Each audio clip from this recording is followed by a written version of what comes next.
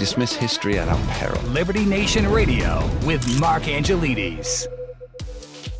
Hello and welcome to Liberty Nation Radio, heard coast to coast on the Radio America Network. I'm your host, Mark Angelides. On today's show, we are talking the big, beautiful bill, the ramifications for debt, and the ever-expanding defense budget. It's going to be quite the show. And you're back on Liberty Nation Radio, heard coast to coast on the Radio America Network. I'm your host, Mark Angelides.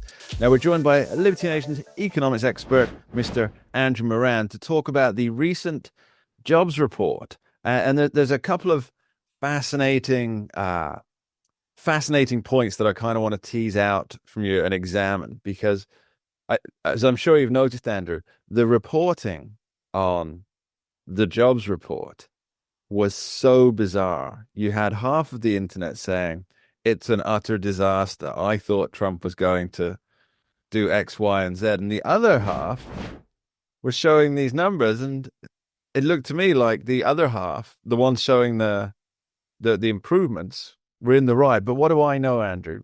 Why am I wrong? Or am I not? Here's just a factual analysis of the report. It was It wasn't anything great. I mean, it was a Biden-era type jobs report because most of the job gains were in government. You look at the household portion of the jobs report, which removes duplication. It showed a smaller number. Yes, it came in higher than expected, and the unemployment rate dipped. But the headline figure, or a deeper dive, would suggest, is Joe Biden still in office? So it wasn't a lot of private sector growth. It was mostly government, particularly at the state and local level. Well, let's look at that. So why is there a government sector growth at the state and local level when we've seen since the beginning of Trump's second term here, we've seen a lot of layoffs, resignations, and retirements, right?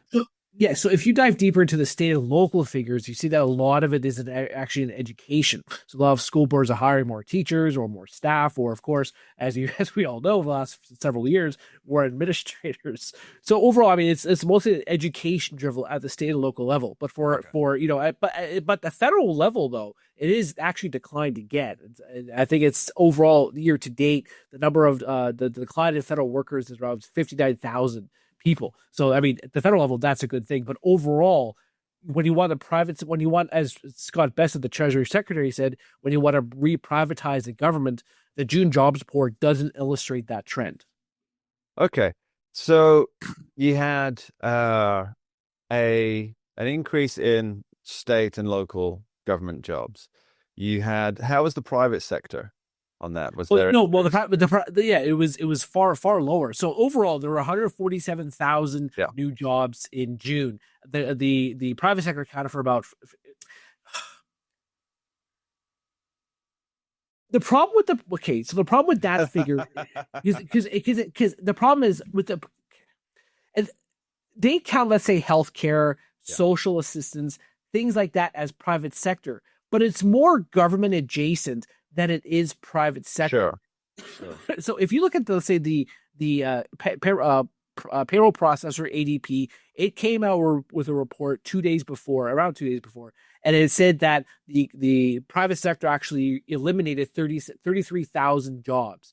So that shows that the private sector is perhaps slowing down. A trend over the past year actually has been a freeze. So the economists joke that the labor market is in an ice age because companies are not hiring nor are they firing.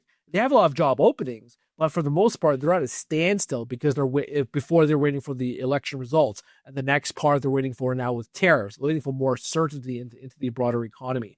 So overall, the private sector, I mean, they added jobs, but it's things like healthcare and social assistance that rely heavily on government funding to add these jobs. So when you say, how does the private sector do, there's more to it than just pointing out the private sector payroll growth number. Sure. So you mentioned the ADP there, which for a long time was quite what's the way to say this? It was viewed as quite a reliable indicator, but people... Yeah, well, I mean, it did have a reputation. Now, I'm talking pre-Biden times here, but now a lot of people are sort of running away from it or not, I guess, investing their ideas as much in the data that it produces. Why is that? Yeah, so actually, their problems actually predate Joe Biden. They actually went Yeah. through a methodology change in 2022, but overall, it's been a very unreliable indicator, mainly because they have different because the numbers are all over the place. The changes they rely on the companies that use their services, but it underestimates job growth for the most part.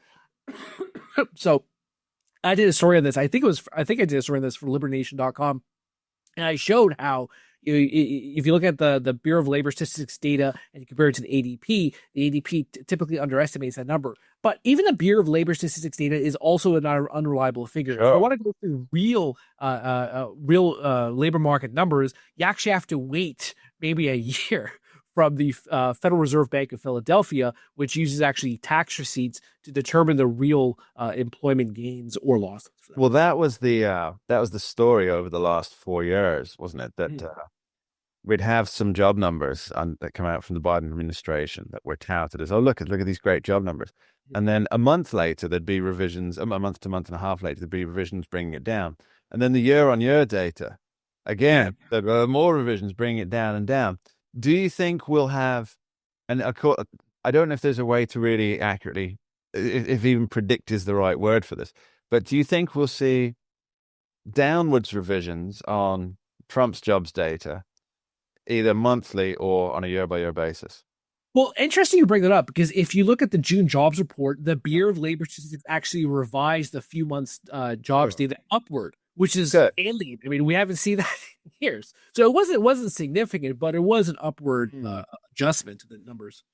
Okay, so you wrote a fantastic piece on the pages of LibertyNation.com that highlighted something that I think for people who are fans of Donald Trump will be super exciting news, and for people who are not, maybe the opposite. And that was that this latest report shows that U.S. citizens were getting the lion's share of the jobs, and those who are not were sinking quite a lot. Yeah, so if you compare the January 2025 numbers to June 2025, you see that divergence between U.S.-born and foreign-born employment levels actually narrow. So since January 2025, U.S.-born employment levels actually have soared by more than 2 million. If you look at employed foreign-born workers, that's actually declined by 502,000. So if you go back to, let's say, October 2019, when there's pretty much this saga began, that there was such a huge gap between the employed foreign and U.S. workers. But, it's still early in the Trump administration. You still have many years to catch up. But overall, for a lot of President Trump supporters, this is a positive. This is a sign heading that suggests that the U.S. economy is heading in the right direction for the American people. Because for so long, you've always heard that all foreigners are taking American jobs. But now you can make the joke that, hey, Americans are taking foreigners' jobs. I think that's going on a bumper sticker, Andrew. We're going to be back with Andrew Moran after this short break. Don't go anywhere. We dismiss history at our peril. Liberty Nation Radio with Mark Angelides.